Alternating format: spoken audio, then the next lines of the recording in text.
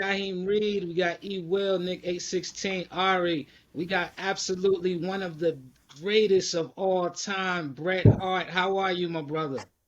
I'm really good. Everything's good. Tell me about this event that you are appearing at tonight, because we know that hip hop loves Bret the Hitman Hart. You and Jeff Hardy might be the most beloved by the hip hop community, and tonight it's yourself, your Action Bronson. Tell me about this event. Well, it's just an opportunity to get back to New York and hopefully connect with a lot of people from the interview and that we're going to do. And the it's just a nice vibe here and there's a good great batch of people out here. Great bunch of fans that seem like they really go back a long way. So it's just an opportunity for me to ring that bell one more time. Absolutely, man.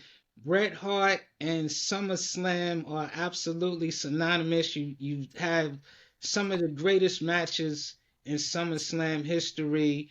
Who are you looking forward to seeing this coming weekend? I want to ask you about the two biggest matches. Get your prediction. Cody Rhodes and John Cena. Who's taking it this year? Well, I'm pretty sure Cody's gonna take it to him this year, this like tomorrow, Okay. Sunday, whatever, Saturday. But I think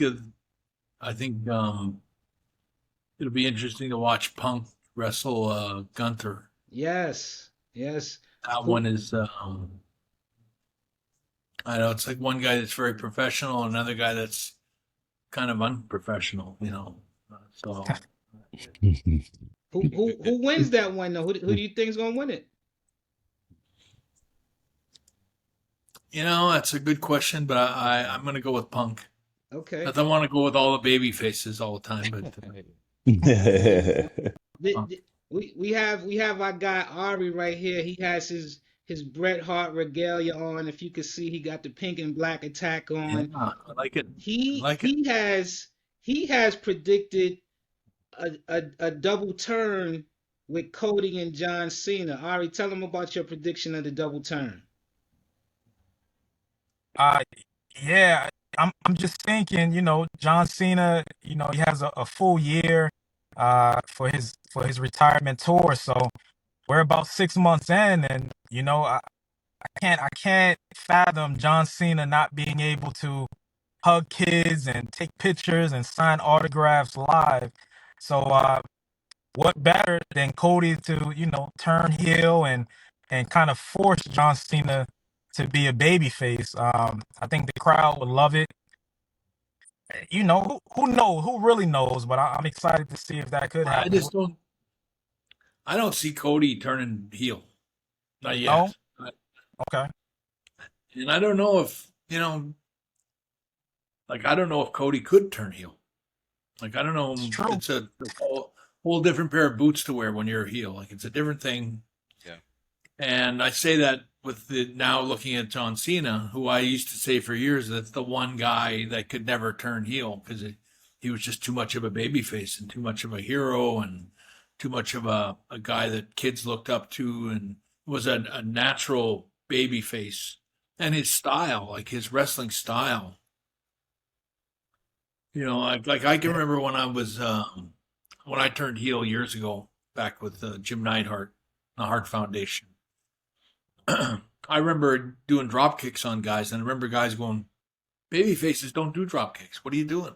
And I'm like, "Because I turned heel, I forgot every move that I ever did, and Yeah. now all I know how to do is cheat now, like choke, pull hair and stuff." But with John Cena, his style, I never saw him ever being a bad guy. He just, to me, was a good guy through and through. I kind of used to say the same thing about Hulk Hogan, that he could never be a bad guy, that he was too sort of just cemented into being a baby face. But I will say that, John Cena's, you know, surprised me and has turned out to be a good heel. So, I guess if you think about it and you know you can do it, I I do think there's a lot that you can be a great babyface and not be a great heel, and you can be a great heel and not be a great babyface. They're not naturally, just they're not just givens that you can do either one. You have to understand what the best way to do it.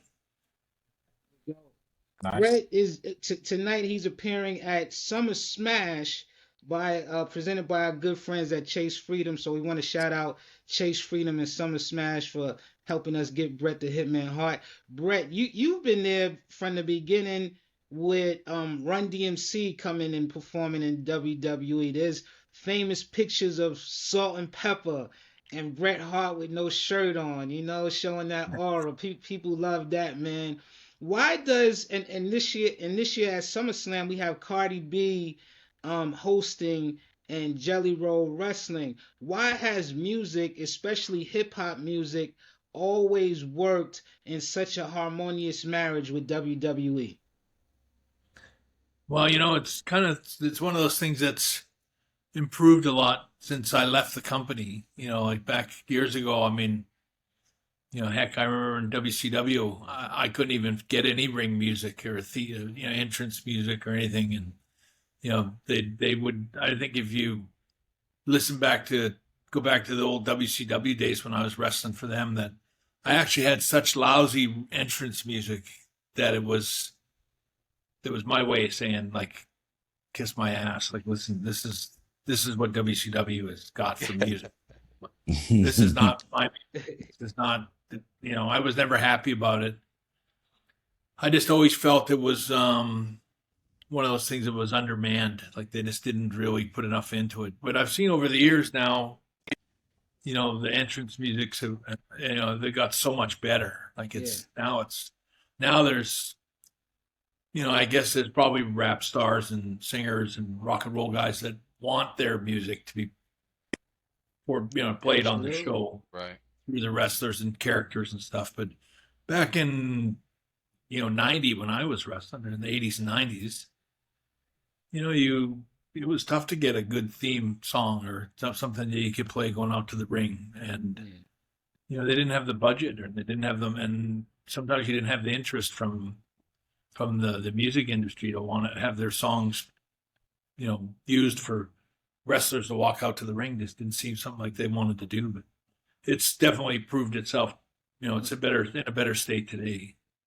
Yeah, but in addition to the music, what do you think about the celebrities, the rappers actually getting involved, like Travis Scott smacking the hell out of Cody Rhodes, and Jelly Roll is about to wrestle, and Cardi B, she's probably going to get involved physically as well. Well, I actually like it. I like I'm more. It's hard for me to sing the praises of a lot of people today, but like I remember when LT, like Lawrence Taylor, when he wrestled Bam Bam at one of the WrestleManias a long time ago. But I always thought he did such a great job for a guy that wasn't a wrestler. I thought he did a fantastic job, and that if he wanted to hang up his football cleats and become a pro wrestler, he could have done it.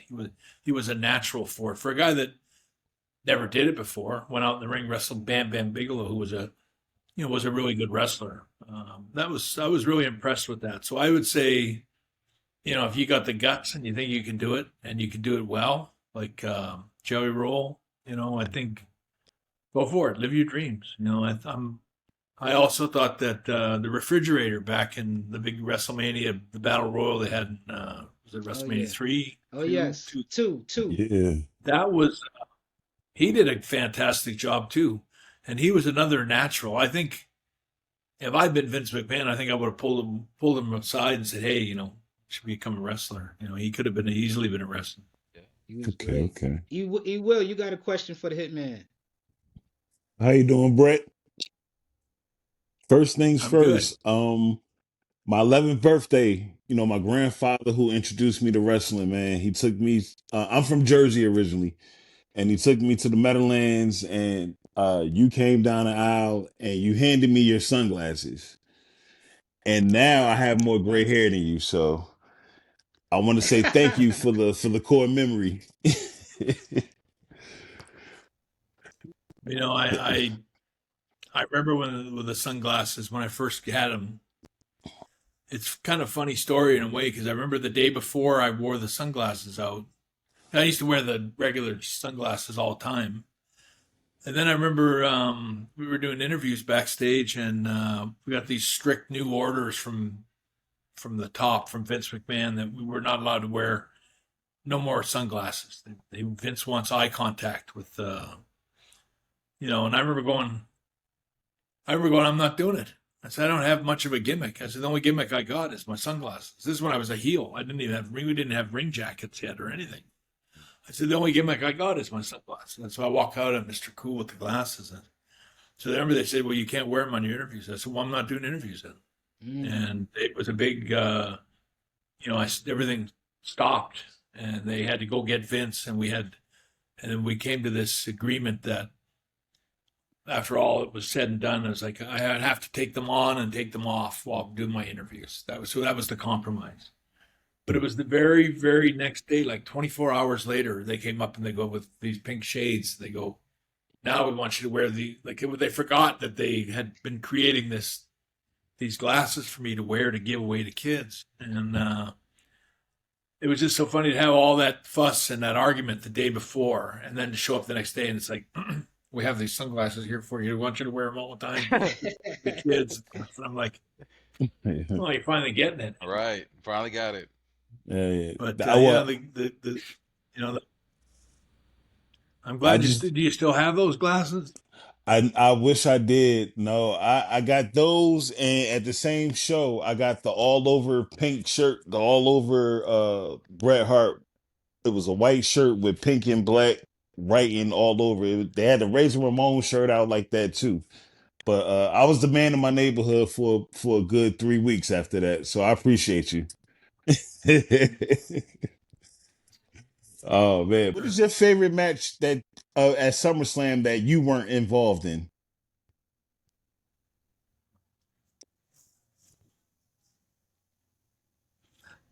That's a hard question because believe it or not, a lot of times you don't see the match. I don't know that I saw all the match. Like I don't see all of them all the time. Like I've missed a lot of them. Yeah. You're out there in the dressing room figuring out your stuff. You hear the crowd popping, but you don't really see the match. So, what is your favorite match will you were say involved in? My favorite one for SummerSlam? Yeah, that you were involved in. I think the one I had with the Bulldog, British Bulldog in Wembley Stadium. Yeah, y'all see the background, right? Yeah, that match right there. That was as physically demanding a match as I ever had. I mean, it took me about 3 weeks to get out of bed from that match.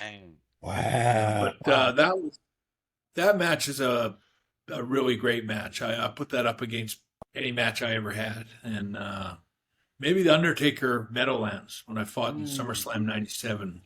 One of the best covers ever. That was I still think that was Undertaker's best match.